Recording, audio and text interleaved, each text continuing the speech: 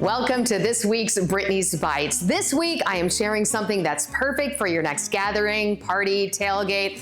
Go Vols, right? This is my grandmother's dip we've been making for years, and it's a little bit of a departure from the typical veggie dip you might have, either the ranch dip, the French onion dip, the dill dip, whatever. This is a curry dip, and it's very, very tasty. It's very unusual, and it's something that I've shared many times over the years because it's always a hit. You can serve this with whatever vegetables you like, and this is a recipe that is perfect for folks who don't really like to cook or don't know how to cook, because if you know how to put things in a bowl and stir, we've got you covered with this one. So I'm gonna take a little time to chop up and arrange some veggies on my little platter. Then I'll tell you about the ingredients and how to mix up the dip, and we'll be ready to go and have a party. Stick around.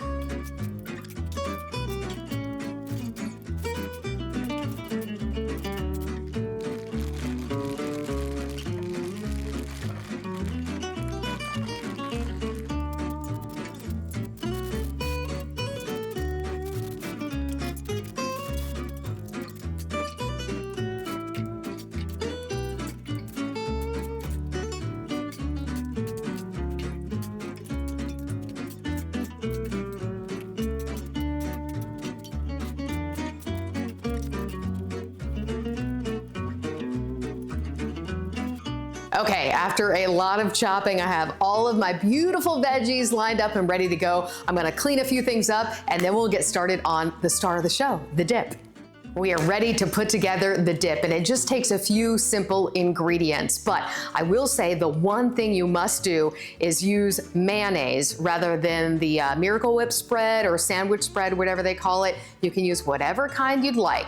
This is not a super healthy dip. We're making it maybe a little more so by using the light mayo. This is the kind my grandmother always used, so I have to use it. I know in the South, everybody loves Duke's. That's totally fine. Just make sure it's real mayonnaise, whatever you use. So this also is a recipe that doesn't really have measurements, but I'm gonna try to come up with some for you. I just eyeball it. We've done that for years. You eyeball it, you taste it, you figure out what you need more of and less of, and go from there. So I'm just gonna put several spoonfuls of mayo in here, and I have a bowl that I'm gonna use to mix everything up in, and then obviously make it very pretty in my serving bowl. And the key to this too is you make a lot because the dip will go quickly. And so you wanna be able to refill that once people eat all of that.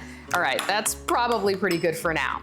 Here is another ingredient that is key, but is really hard to find these days. I guess maybe back in the day, this was more available. It's tarragon vinegar. I often have to order it online. It's very rare that I find it in stores. I've only found it in one local chain store here, so just be aware it might be hard to find.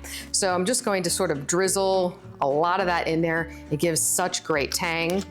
I have tried to use other vinegars. It just doesn't taste the same, but use what you have if you need to and see if it works out for you. The next ingredient, minced onion. So I'm just gonna sprinkle quite a lot in there. You just want all these flavors of each thing to come together. And then some garlic salt. Maybe you wanna be a little not so heavy-handed with that. And then the very last ingredient, this is the most important one because this brings it all together, and it's why we call it Grandma's curry dip. It's curry, and you're gonna put quite a lot in there. I feel like we always put in a lot and then we always end up adding more because we think, oh, we didn't put in enough anyway. All right. Now, stir it together. And it's going to eventually, it's of course, this always happens, right? When you let a dip sit out, the flavors all come together and it makes it so much better. I swear sometimes the next day it's even better. And what it will do, it will slowly turn sort of a yellow color and it'll be very bright and vivid. You can see now it's turning a little bit yellow, and that's about where we want it to be.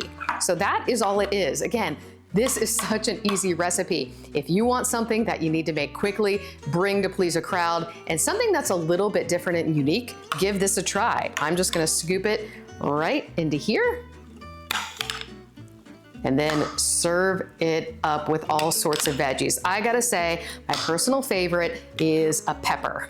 A red pepper with this, I think, tastes fantastic, but you can serve it with your favorite vegetables. There we go, Grandma's curry dip, ready to go. I hope you give it a try. Even if you think you won't like it, you might be surprised. You can find that recipe right now on WBIR.com. We'll see you next time.